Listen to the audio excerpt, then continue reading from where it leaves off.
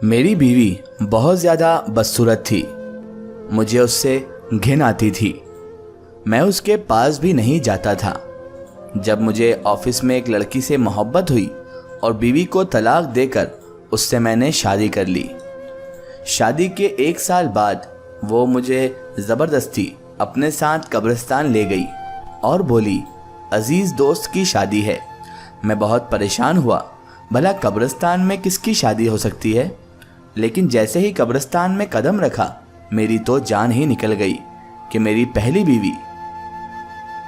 میرا نام شہریار ہے اور میں اپنے خاندان کا اکلوتا چشم و چراغ ہوں۔ اکلوتا اس وجہ سے کہ ہمارے خاندان میں کسی کی اولاد بچتی ہی نہیں تھی۔ چچا، تایا اور پھپھو کے بچے ہوتے تھے اور چند مہینوں بعد ہی فوت ہو جاتے تھے۔ میں منتوں مرادوں کے بعد پیدا ہوا تھا اور میرے پیدا ہونے پر گھی کے چراغ روشن کیے گئے تھے، لیکن میں یہ نہیں جانتا تھا کہ میرے ماں باپ نے ایک منت مانگی ہوئی تھی کہ میرے بڑے ہونے پر وہ میری شادی اس بڑھیا کی بیٹی سے کریں گے جس کی دعا سے میں پیدا ہوا تھا۔ جب میں 25 سال کا ہوا تو اماں ابا نے میری شادی اس لڑکی سے کر دی۔ میں جیسے ہی کمرے میں گیا، اس لڑکی کا چہرہ دیکھتے ہی میرے سر پر آسمان ٹوٹ گیا، کیونکہ وہ تو انتہائی بدصورت تھی۔ مجھے بہت زوروں کا جھٹکا لگا، کیونکہ میرے وہم و گمان میں بھی نہیں تھا کہ میرے ماں باپ ایسی لڑکی سے میری شادی کر دیں گے۔ مجھے اس کے وجود سے ہی گھن آتی تھی۔ میں وہاں 1 منٹ بھی نہیں ٹھہر سکا اور کمرے سے باہر آ گیا۔ میں بہت نفیس طبیعت رکھتا تھا اور خوبصورت چیزیں پسند کرتا تھا۔ اس بدصورت لڑکی کو اپنی زندگی میں آخر کیسے برداشت کر لیتا؟ میں ماں باپ کی خوشی کی خاطر گھر آ جاتا، لیکن بیوی کے پاس ہرگز نہیں جاتا۔ میں آفس میں رات دیر تک کام کرتا رہتا تاکہ مجھے گھر نہ جانا پڑے۔ انہی دنوں میرے دفتر میں ایک نئی لڑکی آ گئی۔ وہ بہت خوبصورت تھی۔ مجھے اپنی بیوی کے طور پر ایسی ہی لڑکی چاہیے تھی۔ مجھے وہ بہت اچھی لگنے لگی تھی۔ مجھے اس سے محبت ہو گئی۔ وہ لڑکی بھی میرے آس پاس رہنے لگی۔ اس کا نام روزی تھا اور مجھے لگتا تھا کہ شاید وہ بھی مجھے پسند کرتی ہے۔ کچھ عرصے کے بعد میں نے سب کی مرضی کے خلاف اپنی بیوی کو طلاق دے کر روزی سے شادی کر لی، کیونکہ ہم دونوں اب محبت کی پروان چڑھ چکے تھے۔ میری بیوی بہت روئی، ہاتھ جوڑ کر کہنے لگی کہ میں اسے طلاق نہ دوں اور خود جس سے چاہوں شادی کر لوں، مگر میں اس کی صورت بھی نہیں دیکھنا چاہتا تھا، اس لیے میں نے اس کو طلاق دے کر گھر سے نکال دیا۔ روزی شادی کے بعد بالکل بدل ہی گئی تھی۔ مجھے نہ جانے کیوں ایسا لگنے لگا جیسے وہ دل سے راضی ہی نہیں تھی۔ اس نے شرط رکھ دی کہ میں کچھ عرصے تک تمہارے کمرے میں نہیں رہوں گی۔ میں اس کی محبت میں مان گیا۔ وہ میرے ساتھ ہی دفتر جاتی تھی اور ساتھ ہی آتی تھی اور آتے ہی اپنے کمرے میں چلی جاتی تھی۔ نہ جانے وہ مجھ سے اتنی بے اتنائی کیوں برتتی تھی، مجھے سمجھ نہیں آتا تھا۔ مجھے اس کے رویے سے بہت دکھ ہوتا تھا، لیکن مجھے اپنی محبت پر یقین تھا کہ وہ بھی بہت جلد مجھے چاہنے لگے گی۔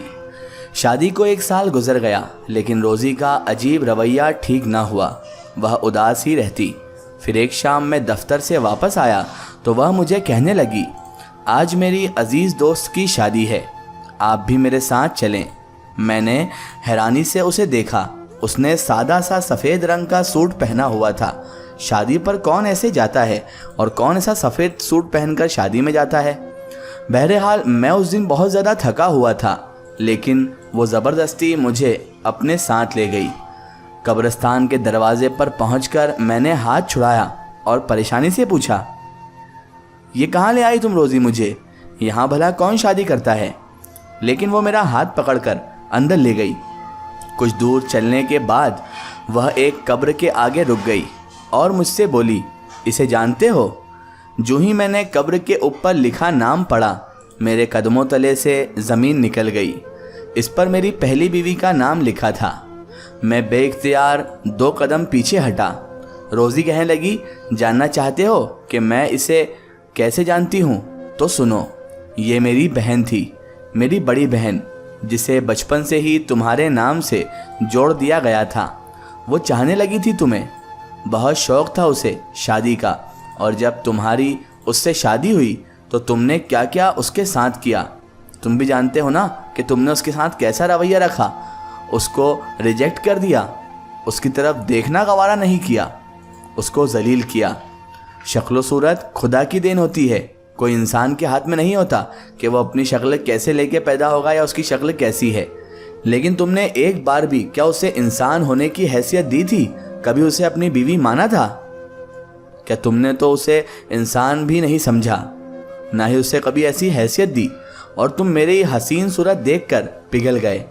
میری نوکری جب تمہارے دفتر ہوئی تو میری بہن مسکرا دی اور کہا، دیکھنا بہت جلد وہ مجھے طلاق دے کر تم سے شادی کر لے گا۔ میں اس کی باتوں کو مذاق سمجھتی تھی اور بہنوئی ہونے کے ناطے تم سے ہنس کر بات کر لیا کرتی تھی، لیکن ویسا ہی ہوا جیسا میری بہن نے کہا تھا، اور تم ویسے ہی نکلے جیسا میری بہن تمہیں سمجھتی تھی۔ تم نے ویسا ہی کیا، میری شکل و صورت دیکھ کر تم پگھل گئے اور تم نے میری بہن کو طلاق دے دی۔ وہ تمہیں خوش دیکھنا چاہتی تھی، اسی لیے اپنی قسم دے کر مجھے مجبور کر دیا کہ میں تم سے شادی کر لوں، اور خود گھٹ گھٹ کر مرتی رہی، اور آخر ایک دن مر ہی گئی تمہارے غم کی وجہ سے۔ مر گئی میری بہن تمہاری وجہ سے، تم اس کے قاتل ہو۔ بھلے ہی وہ موت اس طرح نہیں ہوئی ہو، لیکن تم نے حقیقت میں میری بہن کو مارا ہے۔